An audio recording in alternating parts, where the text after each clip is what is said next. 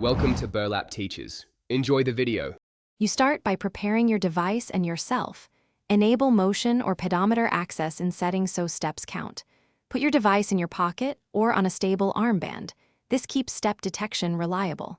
Once done, open the Play Coins feature or relevant app and confirm it shows step permissions.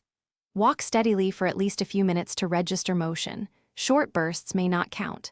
Make sure background activity is allowed, because the system needs continuous data to convert steps into Play Coins. You now focus on converting steps into the maximum Play Coins. Plan multiple walking sessions throughout the day, each at least 10 minutes, because sustained motion registers better. Keep the device in a secure pocket or strap to reduce false negatives. Rapid hand movements can confuse the sensor.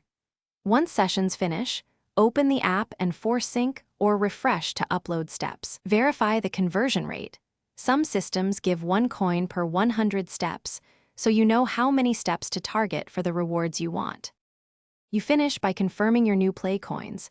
Sync the app and check the balance.